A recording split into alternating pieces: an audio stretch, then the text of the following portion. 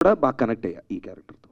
ఈ రోజుల్లో మీరు ఇందాక ట్రైలర్లో చూపించినట్టుగా, మీ సినిమాలో చూపించినట్టుగా అమ్మాయిలు అబ్బాయిలు ఏం చేస్తున్నారు చూసి ప్రేమిస్తున్నారు, ఎంత సంపాదిస్తున్నారో చూసి పెళ్లి చేసుకుంటున్నారు అని చూపించారు. రియల్ లైఫ్లో నవదీప్ ఎలాంటి అమ్మాయిని పెళ్లి చేసుకుంటాడు? పెళ్లి చేసుకుంటాడా అనేది ఫస్ట్ క్వశ్చన్. అది కొంచెం గ్యాప్ ఇచ్చి అడిగాను అందుకో. ఏం లేదండి, నన్ను నాలాగా ఉండనిచ్చి తనలాగా ఉంటే వర్కౌట్ అవుద్దేమో అని నా డౌట్. జరగదు. కరెక్ట్. అది జరగదు. అది అవ్వదు. అది ఎందుకు అవ్వట్లేదు, దాన్ని అవ్వాలంటే ఏం చేయాలి అనే ఆస్పెక్ట్స్ని, అంశాలని మనం ముట్టుకున్నాం లవ్ మోడీలో. మీరు కాజల్ అగర్వాల్ చందమామ సినిమా, టాలీవుడ్ చందమామతో కలిసి చేశారు. తర్వాత ఆర్య 2. ఇప్పుడు డేటు సేమ్ డేట్కి సత్యభామతో మీరు పోటీ పడుతున్నారు లవ్ మోడీ. ప్రేమలో పోటీ ఉందంటారా? ప్రేమలో పోటీలు లేవు. సినిమా నేను చూసాను, ఆ ట్రైలర్ చాలా బాగుంది. అది కూడా అండ్ డిఫరెంట్ జానర్ కదా, టోటల్గా కంప్లీట్గా డిఫరెంట్ జానర్. అండ్ తను అంటే ఈ థ్రిల్లర్ అది. సో నాకు తెలిసి అంటే ఇప్పుడు మనం లాస్ట్ 2 వీక్స్గా సినిమాలు లేవు. తెలంగాణ చరిత్రలో ఫస్ట్ టైం మనం సినిమా థియేటర్లు క్లోజ్ అయ్యే సిచ్యువేషన్లో ఉంది. సో అదే జరిగింది. దాని తర్వాత ఐ థింక్ ఇప్పుడు 31st నుంచి కూడా మనం వీఆర్ ఫుల్ ఫ్లెడ్జ్డ్. ఈరోజు కూడా లవ్ మీ రిలీజ్.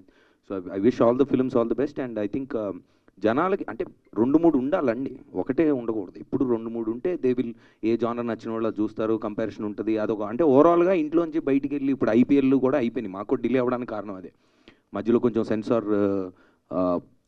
సెన్సార్ డేట్ లేట్ అయింది. దాని తర్వాత ఐపీఎల్ అనుకున్నాం. సో అందరూ అదే పొజిషన్లో ఉన్నారు. ఇప్పుడు I think more films are coming and then I think it's very healthy. I wish them all the best. అంటే మెయిన్ డైరెక్టర్ గారికి ఒకసారి, జనరల్గా నాకు తెలిసి నేను 31 years నుంచి నేను జర్నలిస్ట్గా ఉన్నా. ఈ లోపు నేను ప్రొడ్యూసర్ అయినా, డిస్ట్రిబ్యూటర్ అయినా, ఏం చేసినా ఇది కంటిన్యూగా మ్యాక్సిమం మెయింటైన్ చేస్తూ ఉన్నా. కానీ సింగర్, యాక్టర్ అన్ని చాలా చాలా చాలా శాఖల్లో ఉన్నా. కానీ ఎవరైనా రిలీజ్ ముందు ఎలాగ కొంచెం గొడవ, రిలీజ్ ముందు అందరికీ మామూలుగా పాత్రికేయ మిత్రులకి అని నమస్కారం పెడతారు. మీరు ఎందుకు పాత్రికేయ శత్రువులకి అని ఎందుకు వర్డ్ వాడారు? నెంబర్ 1 అది చాలా హర్ట్ చేసినట్టుగా అనిపించింది నాకైతే పర్సనల్గా. అలాగే ఆ హీరో ఎలా కూర్చున్నారు, మీరు ఎలా కూర్చున్నారు, మీ బిహేవ్, మీ ఫస్ట్ సినిమా, ఒక్క సినిమా కూడా మీరు ఇంకా ప్రూవ్ చేసుకోలేదు. ఎందుకంత డాష్ డాష్ డాష్? ఇప్పుడు 31 సంవత్సరాల నుంచి ఇండస్ట్రీలో ఉన్న ఒక వ్యక్తి, రిపోర్టర్గా, గాయకుడిగా, నటుడిగా రకరకాల పాత్రలు పోషించిన ఒక వ్యక్తి ఒక ఫస్ట్ సినిమా తీసి ఒక యంగ్ డైరెక్టర్ వచ్చి స్టేజ్ మీద కూర్చొని అడిగిన క్వశ్చన్లకి కాన్ఫిడెంట్గా ఆన్సర్ చేస్తుంటే, అరే 31 సంవత్సరాలు అయిందిరా ఇండస్ట్రీలోకి వచ్చి, బాగా మాట్లాడుతున్నారా అనకుండా, నువ్వేంట్రా ఏంటి హీరోలా కూర్చున్నావు ఏంటి పక్కన అంటే, నేను కూర్చున్న దాని గురించి మాట్లాడేది. మీరు 4th ఇయర్లో ఉండి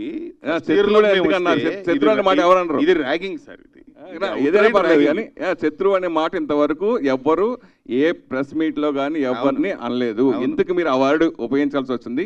మీకు రియల్గా శత్రువులు ఎక్కువ ఏంటి అని అడుగుతున్నా. అంటే నాకు పర్సనల్గా సరసం ఎక్కువ. సో మీడియాకి మాకు ఇప్పుడు మన ఇద్దరికే ఉంటుంది సార్. ఏది మాట్లాడుకున్నా, చతురులు వేసుకున్నా, గొడవలు పడినా, జోకులు వేసుకున్నా, ఏది వేసుకున్నా మనం వేసుకోవాలి. ఇక్కడ ఇప్పుడు మేము చెప్పేదంతా మీ ద్వారా జనాలకు వెళ్ళొద్దు, యూట్యూబ్కి వెళ్ళొద్దు, వాటెవర్ వెళ్ళొద్దు. మీరు కరెక్ట్ క్వశ్చన్లు వేస్తే మేము రాంగ్ ఆన్సర్లు ఇచ్చినా, మీరు రాంగ్ క్వశ్చన్లు వేస్తే మేము కరెక్ట్ ఆన్సర్లు ఇచ్చినా, అది ఏదైనా కానీ దట్ సరసం exists only between you and us. ఇది 31 సంవత్సరాలుగా జరుగుతుంది.